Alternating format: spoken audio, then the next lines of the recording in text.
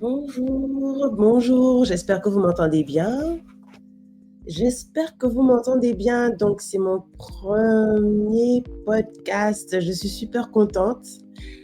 Nous sommes le 6 mai, donc j'espère que vous avez passé une bonne nuit pour ceux qui viennent de se réveiller comme moi-même. Ouais, comme moi, ça fait un petit moment que je suis déjà réveillée, donc voilà. Et donc, bienvenue sur ma chaîne Blabla et Bible. Blabla et Bible, le mot parle, hein, blabla, beaucoup de blabla, mais surtout beaucoup de méditation de la Bible. Alors, je vous propose de méditer avec moi des passages qui me parlent. Alors, je le dis déjà, je n'ai pas fait d'études de théologie, je parle vraiment avec mon ressenti. Ça fait faire 3 ans que je suis chrétienne et j'en suis fortement contente. Ma vie en est vraiment changée. Et depuis que je le médite, la Bible, j'ai des ressentis, je discute, je parle, enfin, je médite comme tout le monde, j'espère. Et donc, je voulais partager cela avec vous, mes impressions, ce que j'en tire de certains versets ou bien de certains chapitres, qu'est-ce qu'ils peuvent dire. Et dans tous les cas, le but, c'est surtout que ça puisse vous aider autant que ça m'aide moi aussi de partager ma méditation. Et puis ensuite, on verra bien où ça nous mène tout ça, hein. J'espère bien. Donc aujourd'hui, alors ma lecture, ma méditation a tourné autour du Deutéronome chapitre 31. Chapitre 31, alors pour info, hein, je n'ai pas ouvert juste la Bible et puis je suis tombée sur le chapitre. Non, j'ai bien pris la Bible depuis le début. Et c'est la première fois que je lis la Bible de cette manière. C'est-à-dire que j'ai déjà lu le Nouveau Testament, ce qui est recommandé pour ceux qui commencent à lire et méditer la Bible, c'est de commencer par le Nouveau Testament. Et c'est vrai que c'est beaucoup plus parlant puisqu'on connaît beaucoup plus la vie de Jésus, on en parle beaucoup plus. L'Ancien Testament est aussi indiqué, mais surtout lors de la messe, lorsqu'on va à la messe, bien sûr, et puis parfois dans certains films éventuellement, mais on connaît un petit peu moins l'Ancien Testament, un petit peu moins, je dis. Mais pour les chrétiens, l'Ancien Testament est le début de tout, le début de tout, et Jésus est le nouveau commencement de tout aussi. Le nouveau commencement de tout aussi. Alors, j'espère ne pas dire de bêtises. Voilà, je parle avec le cœur, je parle avec mon âme, je parle avec... voilà, je dis ce qui me vient, ce que je ressens. Et puis, j'espère que ça va vous aider. Alors, pour le chapitre 31, donc ce chapitre parle de Moïse qui désigne Josué pour le remplacer, et du Seigneur, de Dieu, qui annonce l'infidélité du peuple. Donc à ce moment-là, Moïse, il a 120 ans et Dieu lui fait comprendre qu'il va quitter, il ne va pas avoir la terre promise. Il ne va pas avoir la terre promise. Alors je vous invite à bien sûr lire l'Ancien Testament, hein, et d'arriver jusqu'au chapitre 31. Ou sinon d'ouvrir votre Bible au chapitre Deutéronome 31 pour pouvoir comprendre un petit peu ce que je vais dire. De ce que j'ai retenu de ce chapitre, en tout cas, donc Moïse ne verra pas la terre promise, la terre faite où coule le lait et le miel, et désigne Josué comme son prédécesseur, comme son digne héritier. Bien sûr, il n'a pas été choisi au hasard, hein, Josué, c'est sous les recommandations de Dieu.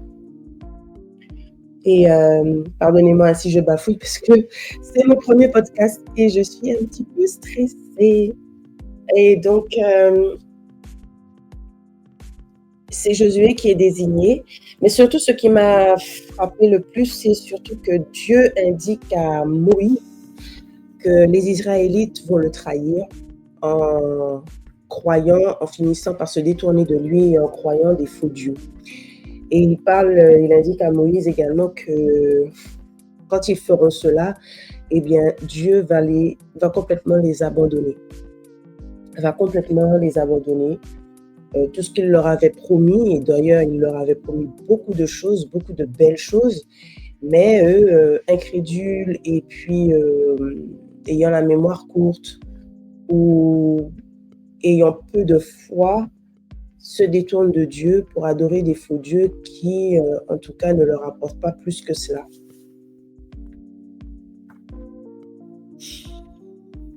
Et ce que je ressens à la lecture de ce passage, c'est que les Israélites ont vu tout ce que Dieu était capable de faire, c'est-à-dire les délivrer d'Égypte, les délivrer de l'esclavage qu'ils vivaient en Égypte, les faire traverser le désert pendant près de 40 ans, 40 ans dans le désert, 40 ans dans le désert où rien ne pousse, et pourtant ils ont mangé, ils ont bu. Et ils sont proches d'arriver dans une terre où ils seront libres, mais ils seront libres et attachés à lui. Et pendant de l'Égypte, en traversant le désert jusqu'à presque l'arrivée à la terre promise, Dieu a fait des choses miraculeuses, des choses extraordinaires.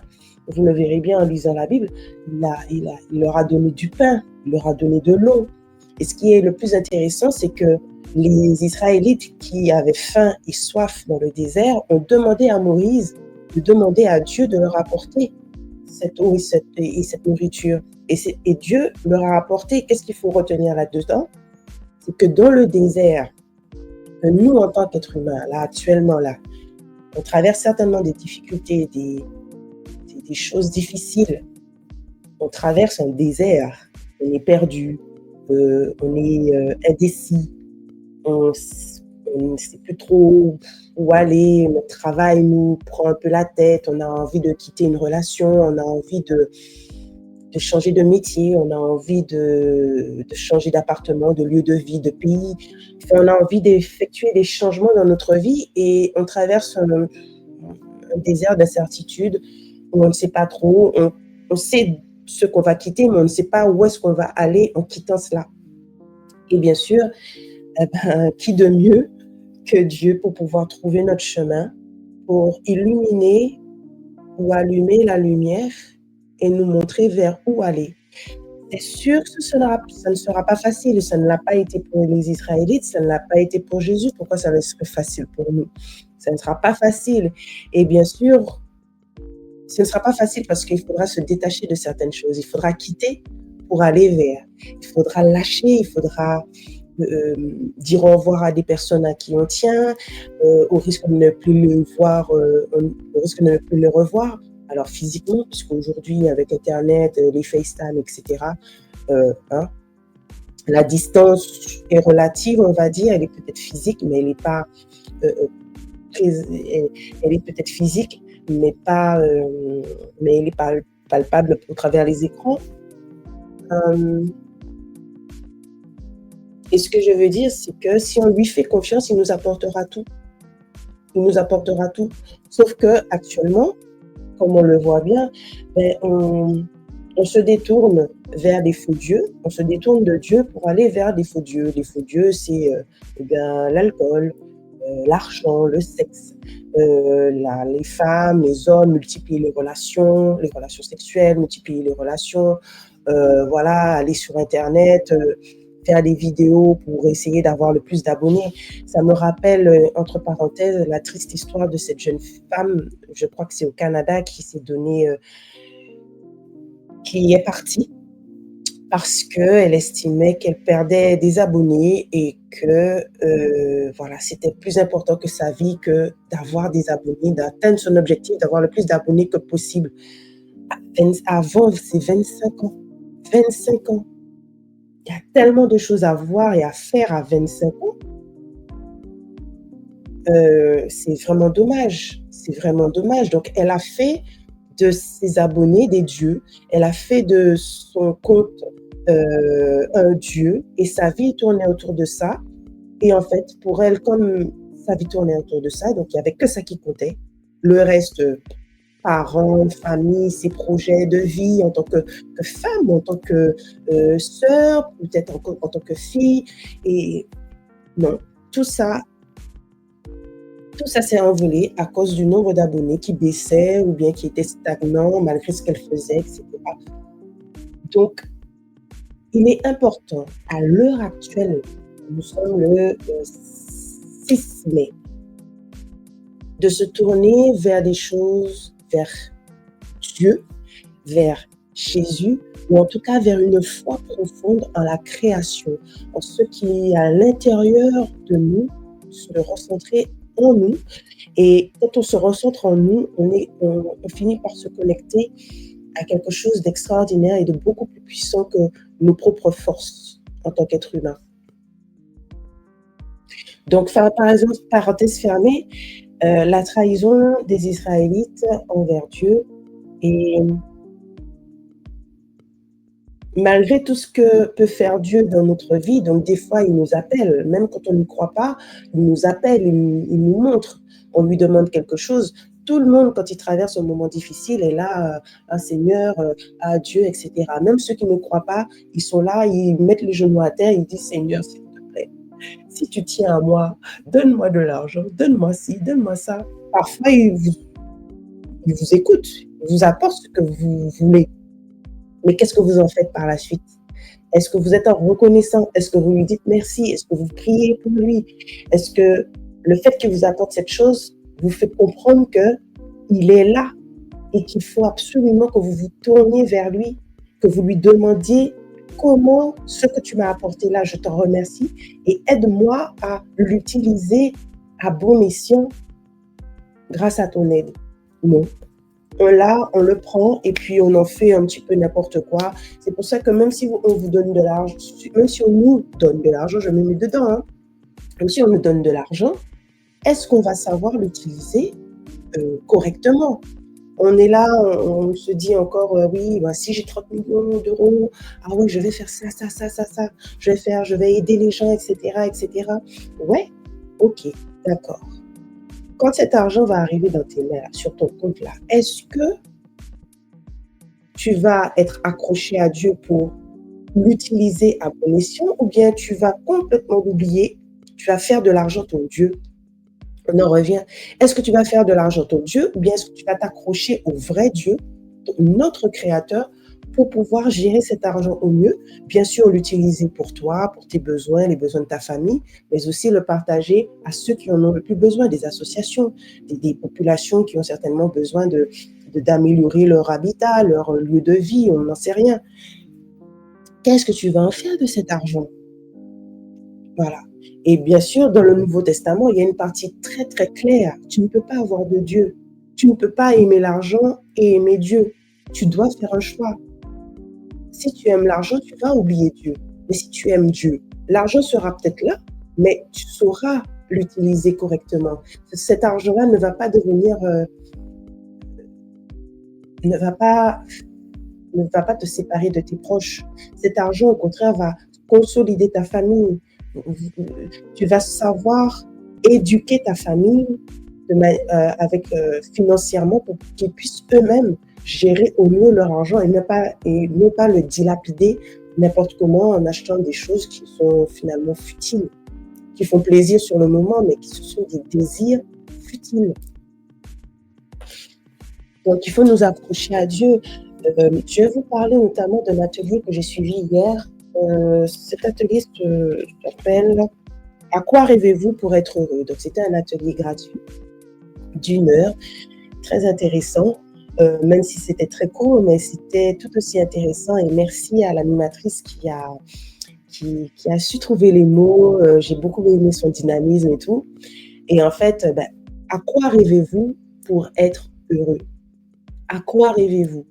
Et la question est très précise et en même temps, elle est vague, mais en même temps, elle est précise. C'est-à-dire, à quoi rêvez-vous? Qu'est-ce qui vous rendra réellement heureux? Donc, il y avait 2 autres participantes, à part moi. Moi, mon projet, ce serait une reconversion professionnelle. Une reconversion professionnelle. Donc, j'ai déjà mûri mon projet, je l'ai déjà mûri, je sais vers quoi je souhaite aller. Et il y a ce désert-là qui s'appelle la peur. Donc, l'animatrice est arrivée à nos peurs. Donc, on a déterminé, voilà, qu'est-ce que ça pourrait nous apporter, qu'est-ce que ça ferait, qu'est-ce que ça nous permettrait d'avoir, de réaliser ce rêve, qu'est-ce que ça pourrait nous permettre d'être en réalisant ce rêve, etc. Et en arrivant, de quoi, quels sont les blocages, quels blocages qui pourraient vous empêcher, comment je peux exprimer ça, excusez-moi, je vais relire mes notes. Qu'est-ce qui arriverait de désagréable si je réalisais mon rêve? Et bien sûr, on est arrivé au terme le plus fondamental, la peur. La peur. Qu'est-ce qui arriverait de plus désagréable si tu réalisais ton rêve? Le plus désagréable, ce serait la peur. Donc, la peur, ce serait le sujet. Et après, il faudra dérouler les peurs qui t'empêcheraient d'arriver à ton rêve, d'accéder à ton rêve. C'est-à-dire la reconversion professionnelle, c'est quelque chose qui est assez inconnu. On quitte quelque chose pour aller vers autre chose. Il y a le côté financier, il y a le côté instabilité pendant un moment, le temps de se mettre à flot, etc. Il y a beaucoup de questionnements, il y a beaucoup de... Donc, il y a des peurs qui sont là. Eh bien, ces peurs-là, ce sont les déserts. Et dans des déserts, eh ben, qu'est-ce qu'on fait? On prie Dieu, on lui demande de l'aide. Dans ce désert-là, j'ai peur de manquer d'argent, j'ai peur de manquer de ne pas savoir me nourrir, j'ai peur de manquer de logement, de devoir quitter mon logement pour pouvoir aller dans un logement beaucoup plus petit, j'ai peur pour ma famille, j'ai peur de savoir comment je vais donner à manger à mes enfants entre-temps, qu'est-ce que je vais faire, etc. J'ai peur, j'ai peur, j'ai peur, j'ai peur. Ok, j'ai peur, d'accord. Calme-toi, prie le Seigneur. Et comme dit Yeshua dans le Nouveau Testament, est-ce que vous avez déjà vu un oiseau mourir de faim et de soif? De s'inquiéter surtout. Est-ce que vous avez déjà vu un oiseau, en tout cas, s'inquiéter? Les animaux ne s'inquiètent même pas de savoir qu'est-ce qu'ils vont manger, qu'est-ce qu'ils ne vont pas manger. Ils volent la galère, etc. Et puis quand ils ont faim, eh bien, ils chassent, ils vont chercher à manger. Voilà. S'ils meurent de faim, ce serait plus à cause de l'être humain. Voilà, soit dit en passant, parenthèse fermée. Donc, dans ce désert-là, et je parle pour moi, ça m'aide beaucoup aussi de parler, parce que je me dis, mais en fait, j'ai peur de ça, mais en étant proche de Dieu, il va m'apporter ce dont j'ai besoin au moment où j'en ai le plus besoin. Il va être là.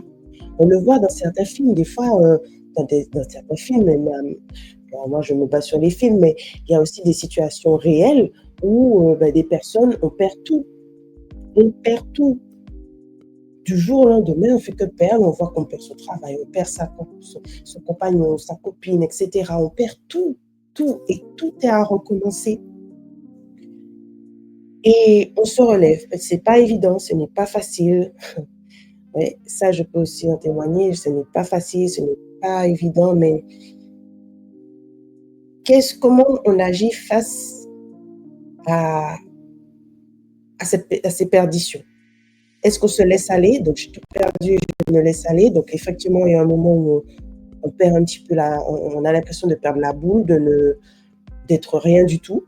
Et puis, on finit par se relever. On finit par se relever. Et compter sur ses propres forces, ce n'est pas bon. Par contre, quand on compte sur Dieu, on va se relever, mais 10 000 fois, mais voilà, bon, il faut le vivre pour le croire. Il faut en entendre parler, mais je sais qu'il y a beaucoup de témoignages sur pas mal de chaînes de personnes qui ont tout perdu, qui ont vécu des choses extrêmement difficiles, surtout en étant enfant. Quand on est enfant, on est fragile, on est fragile. On est fragile et il y a des personnes, malheureusement, qui se permettent des choses sur nous, de nous inculquer des croyances, de nous violenter. Et je mets nous tous, puisque nous tous, on peut subir d'une manière ou d'une autre des traumas. Hein. Ça peut être des disputes des parents. Ah ben oui, les disputes de parents, ça nous rentre dans la tête. Des gens qui se crient dessus, là, et on est là, on ne comprend pas trop, on se dit, mais qu'est-ce qui se passe? Est-ce que c'est ma faute? Est-ce que c'est moi? Bon, bref, je m'étale, mais on, il y a des personnes qui ont réussi à se relever, qui ont réussi à se relever et à trouver Dieu, et leur vie a carrément changé. Elles ont réussi à pardonner beaucoup de choses pour elles-mêmes et à être vraiment, à vivre leur vie correctement. Ce qui leur est arrivé, elles ne l'ont pas oublié, c'est encore là. Et elles se servent de ça pour pouvoir aider les autres, pour, voilà, pour continuer à vivre et témoigner également. Je crois que j'ai fait le tour de ce que je disais, donc restons proches du Seigneur le plus que possible quand on a des doutes, quand on ne sait plus trop quoi faire, où aller. Et rien ne nous sera facile. Pourquoi ça le serait? Et c'est justement dans les difficultés qu'on apprend à grandir. C'est dans les difficultés qu'on grandit. Et quand on grandit, c'est encore mieux de grandir auprès de Yeshua. C'est encore mieux de grandir auprès d'Adonai, de Dieu, parce que justement les choses s'ouvrent beaucoup plus rapidement et la compréhension, le discernement sont beaucoup plus fins, beaucoup plus subtils et encore plus belles, parce que c'est vraiment l'aide apportée est très très subtile, très très fin, c'est extraordinaire. Moi je suis émerveillée ces derniers temps, surtout parce que je vois vraiment la puissance de Dieu. Dieu est en train d'agir. Ne vous leurrez pas. Vraiment, ne vous leurrez pas. Dieu est en train d'agir. Il y a le bien et le mal. Ils sont en lutte. Nous sommes en lutte. Dieu est en train de monter son armée. Il appelle de plus en plus de personnes à prier. Continuez à prier. Continuez à méditer la Bible. Parlez de lui. Osez parler de lui aux personnes qui en ont le plus besoin, qui sont perdues. Rapproche-toi de Dieu. Médite la Bible, lis quelques passages de la Bible, lisez quelques passages de la Bible avec une personne éventuellement pour qu'elle puisse se rapprocher le plus que possible. Alors moi, je vous le dis, et c'est ce que je fais aussi de mon côté, à ma petite échelle, mais n'hésitez pas, car sur Terre, là, beaucoup d'êtres humains souffrent, sont en souffrance. Et Dieu lève son armée pour que les personnes qui l'a réveillé puisse aller aider ces personnes qui sont en souffrance. Le fait d'être dans la souffrance, on est dans le brouillard, on est dans le mal. Et le malin, son objectif, c'est pas de vous aider, hein, c'est de vous garder sous sa coupe. C'est de vous garder sous sa coupe. Donc la bataille ne sera pas facile, ce ne sera pas facile de vous détacher du malin. Je crois que j'ai fait le tour et j'espère que ça va vous aider à vous rapprocher le plus que possible. Si vous traversez des moments difficiles, rapprochez-vous de Dieu. Priez, demandez-lui des choses, remerciez-le, demandez-lui de vous aider à pardonner, à grandir et restez proche de lui, parce que lui, il va vous mener à la vie. Hier, je lisais le chapitre 30. Et donc, c'est une phrase qui est écrite dans ma Bible. Écouter le Seigneur, c'est choisir la vie. Écouter le Seigneur, c'est choisir la vie. Choisissez la vie. Pas la mort. Les souffrances, les peurs, etc., c'est aller faire des choses basses. Ça vous ramène à... On n'est pas bien. Et c'est faire consacrer tout un tas de choses, des maladies, etc. Écouter le Seigneur, c'est choisir la vie. Écoutez le Seigneur. Écoutez ce qu'il a écrit dans la Bible. Écoutez ce qu'il y a en vous. Il vous parle aussi à l'intérieur de vous, c'est-à-dire au niveau de votre cœur. Si vous sentez que vous pouvez faire le bien autour de vous, faites-le. À votre manière, mais faites-le. D'accord? Que votre main droite ne sache pas ce que votre main gauche a fait ou a donné.